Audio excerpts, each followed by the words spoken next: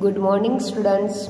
Today we are going to talk about nutrition in human being. In our previous video we have talked about nutrition in amoeba, right? Amoeba showing holozoic modes of nutrition, right? So now today we are going to study nutrition in human being. So human beings are complex animals as it is a multicellular animal, right?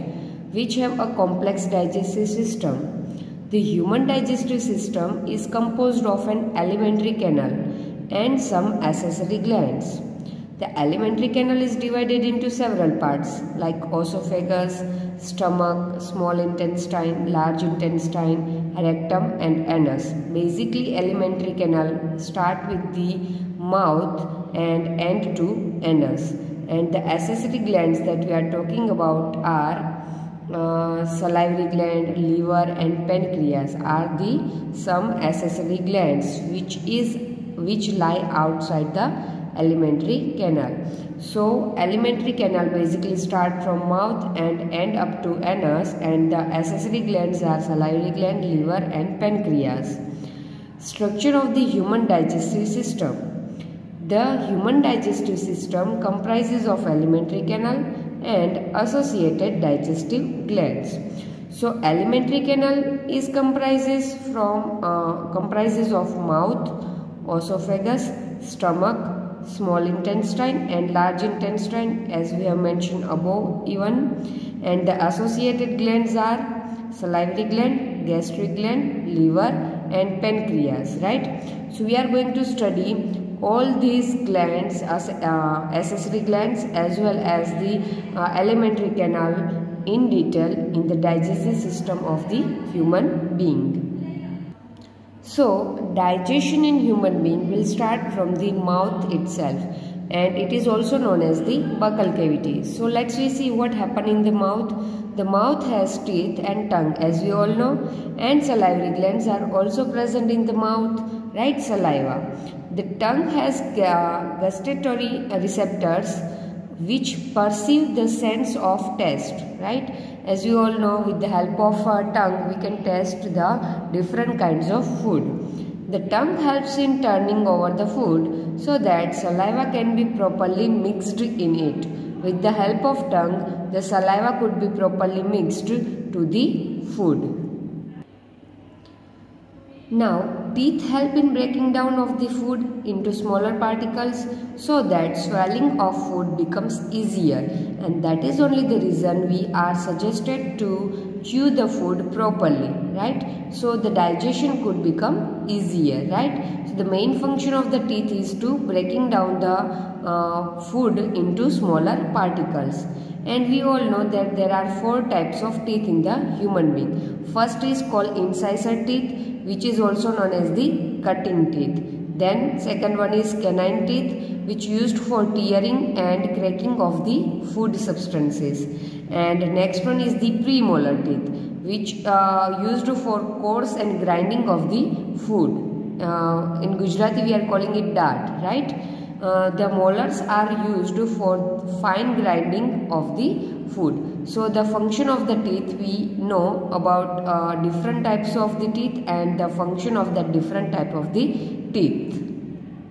Now if we go through the figure of the digestive system in the human being, then we can say that this is the alimentary canal as you can see in the figure. So basically it will start from the mouth, and mouth possessing the salivary gland as you can see in the figure clearly. Then it will extend it to the esophagus, and through the esophagus the food can reach to the stomach, right? As you can see in the figure, this is the stomach, J-shaped figure as you can see, this will be the stomach.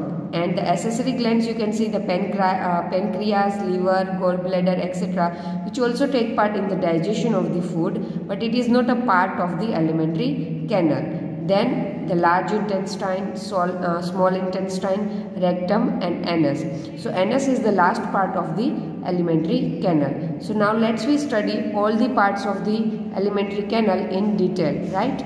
So let's start with the salivary glands.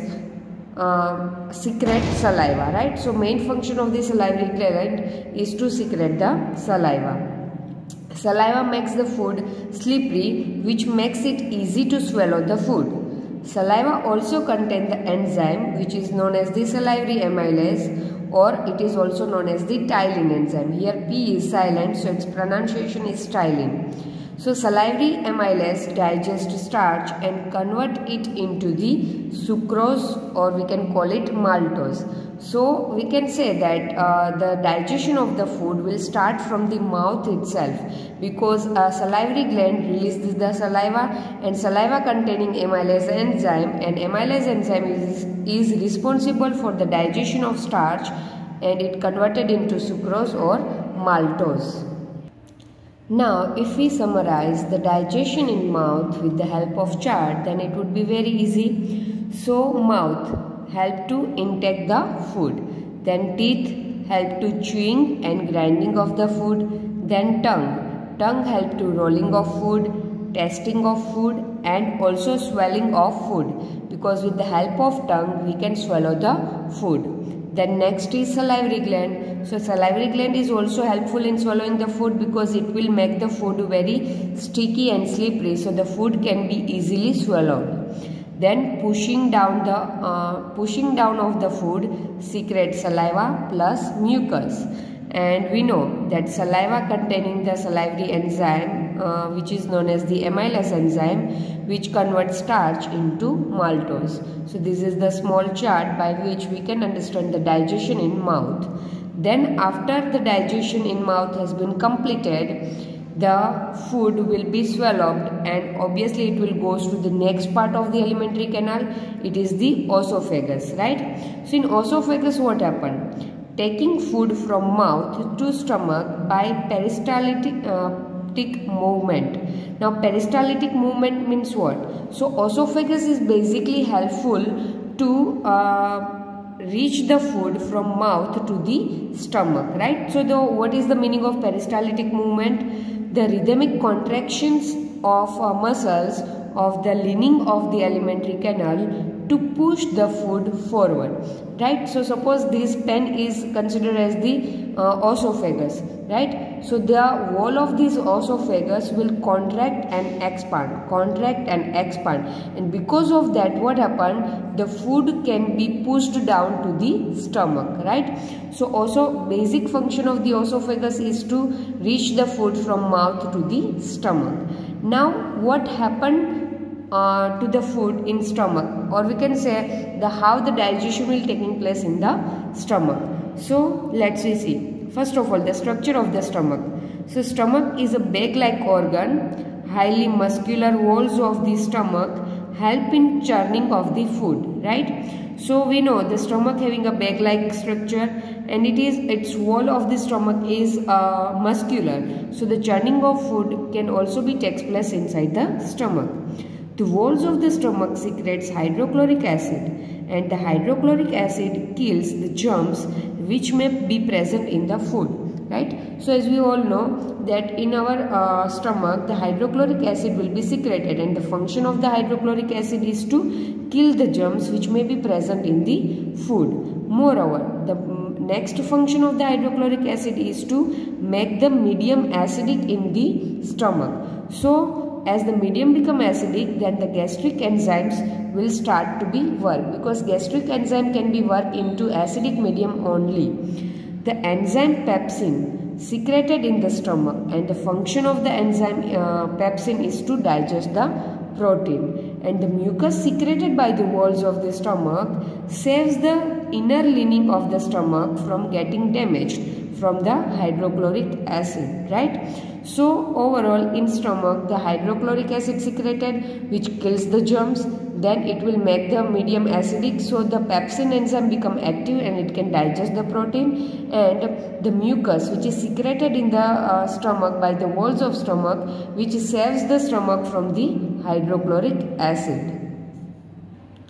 So now if we are going to summarize the digestion in stomach with the help of chart, then in stomach, gastric glands secrete gastric juices. That gastric juices have the pepsin enzyme, and the function of the pepsin enzyme is to break down the proteins. Then in stomach, hydrochloric acid is also going to be secreted, and the function of hydrochloric acid is to make the medium acidic and to kill the germs. And third is mucus will going to be secreted by the walls of the stomach, and the function of mucus is to protect the inner lining of the stomach. So this kind of digestion will going to be takes place in stomach. Now after the stomach, the food will going to be takes place in the small intestine, right? So the food will going in the small intestine. Okay, now which kind of digestion will going to be takes place in the small intestine? Let's see. So it is a highly coiled tube-like structure. The small intestine is longer than the large intestine, but its lumen is smaller than that of the large intestine. So no doubt the name is small intestine, but the length of small intestine is larger than the large intestine, right? And the width, lumen means we can consider here the width is small than the large intestine. And we can also say that the small intestine is the largest part of the alimentary canal. It was approximately 7.1 to 7.5 centimeter long. So we can say that the small intestine is the largest part of the alimentary canal. Now the small intestine is divided into three parts like duodenum, jejunum and ileum, right? These three parts has been divided. Okay, now in the small intestine, which kind of digestion will be takes place? Because the small intestine is attached with the accessory glands, and the accessory glands will going to be secrete certain kinds of juices which having certain kinds of enzymes which is responsible for a particular types of digestion. So let's see what happened by the liver. So liver is the largest organ in the human body, and the liver manufactures bile which gets stored in the gallbladder, as I already mentioned in the figure. From the gallbladder, bile is released as and when required. So main function of liver is to secrete the bile juices. Next will be the pancreas. So pancreas is situated below the stomach, and it secretes pancreatic juices as the liver secreting bile juices. Exactly same way, pancreas secreting pancreatic juices, which contains many digestive enzymes. So which are the digestive enzymes contained by it? Let's see. So basically we can say that the small intestine secreting intestinal juices, right? Or we can say the intestinal enzyme. So the function of this intestinal enzyme is to digest carbohydrates into glucose, fats into fatty acids and glycerol, and proteins into amino acids. So basically intestinal enzymes digest these all the component of the food into the simpler component of the food. Now the small intestine having the small finger-like projections which is known as the villi, right? This helps in absorption of the food into the blood. See, most of the digestions will be done in the small intestine. So now the digested food will be absorbed by the small projection, finger-like projections which is called villi, which is present in the small intestine, and the function of villi is to absorb the food, and this absorbed food will mixed with the blood, because these villi having a lots of blood capillaries inside it, and these blood capillaries will absorb the food and it will mix to the blood, and through the blood the digested food will reach to each and every part of our body. Now small intestine also receives the secretions from the liver and pancreas, as we have discussed above. So as I told you that liver will secrete the bile juices. So the function of bile juice is to convert large fat globules into small fat globules, right? So the function of the bile juice is to convert the large fat globules or molecules into small fat molecules.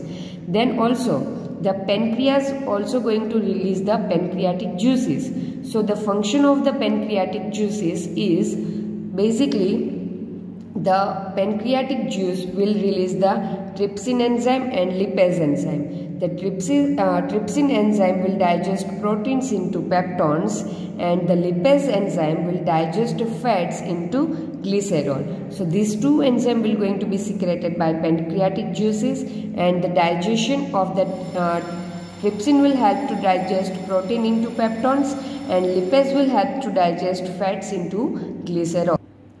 Now, after this digestion completed in the small intestine, the undigested food will goes to the large intestine. So what happened in the large intestine? Large intestine is smaller than the small intestine, as we already discussed. Undigested food goes into the large intestine. Some water and salt are absorbed by the walls of large intestine. After that, the undigested food goes to the rectum. So here you can see some water and salt will be absorbed by the wall of large intestine. It means the undigested food will be converted into semi-solid, or we can say solid form, and these undigested food from large intestine, it will goes to the rectum, from where it is expelled out through the anus. So anus is the last part of the alimentary canal by which we can take out the undigested food. Large intestine absorb excess of water. The rest of the material is removed from the body via the anus, and that process is known as the egestion. So here the digestion in human being finally completed.